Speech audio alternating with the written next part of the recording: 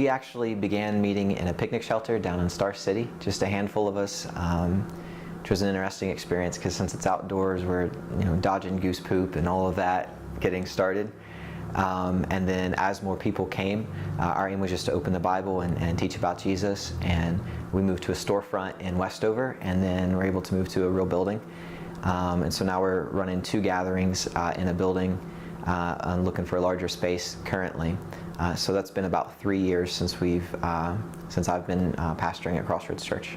Our big idea is that we love Jesus and we love the city of Morgantown, and we want the two to meet. So we don't want to just be parasites in the city that receive a lot of resources but don't give anything out. We want everybody to get to know Jesus and then follow him by seeking the good of the city, which means whether that's opening the building to host concerts or taking care of those that may be less fortunate. We just want to see the city thrive, and we believe the best way for that to happen is for people to meet Jesus. Yeah, there's a lot of different ways that we do it, but primarily I think it's going to be through people who, wherever they live, wherever they work, wherever they play, that they're excited about what God's doing, they're excited about their church family, and so they're opening their mouths and they're talking about what they love, and that happens to be the Lord, that happens to be this place. And so one of the primary means is through word of mouth, but then of course we do also engage in differing advertisements. We've used mass marketing mailers. We've used social media like Facebook and Twitter. We do have something called The City that's exclusive to Crossroads. That's not a social network that's well known, but that's a means that we've used as well. Well, we believe that God is a God who speaks. He talks, he gets the word out, and our aim is that Jesus looked at a bunch of people and his primary things was he spoke, and then he told them to go speak good news about him. And so to us, Twitter, Facebook, social media is really a vehicle for extending our message. Is just like with a printing press, just like with a pen and paper, Twitter is a new way and Facebook is a new way of extending the voice of communication. And so we want to get the word out, and so when we saw Twitter being used, a lot of the attendees at Crossroads are young, 18 to 35-year-old young professionals, so they already had an online presence.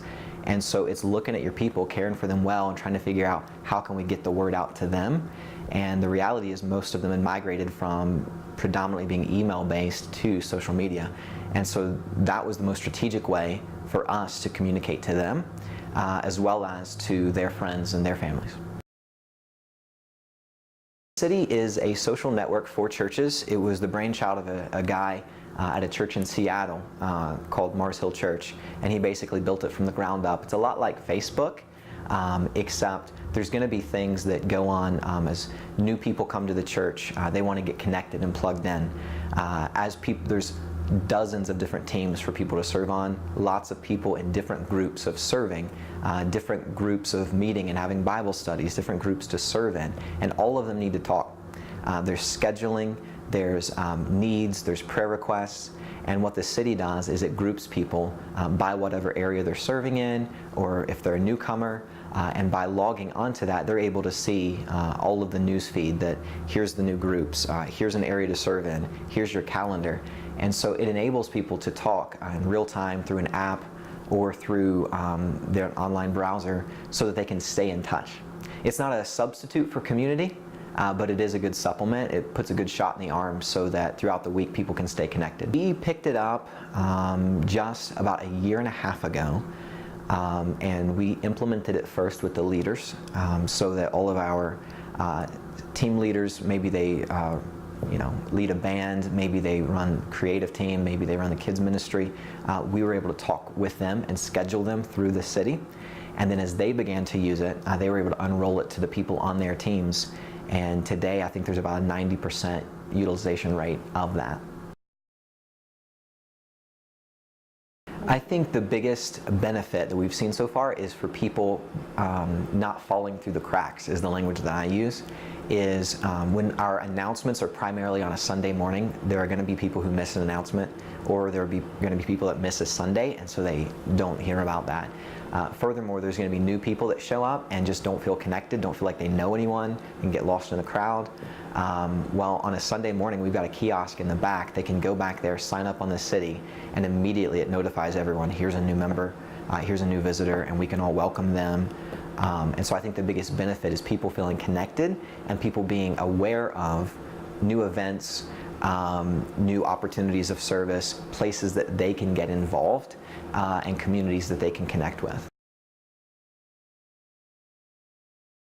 I don't think it's for every church. I think you got to look at your demographic, your people, and serve them, love them well. And so there are some who may come from further distances out that they don't have a computer. Obviously, that's not a good option.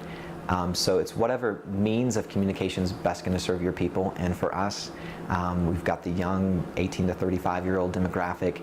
I think that's what works best for them. So can't just promote that to everyone, but I say look at whatever opportunities you've got, and we want to use every means we can to tell more people about Jesus and get the mission of this church out.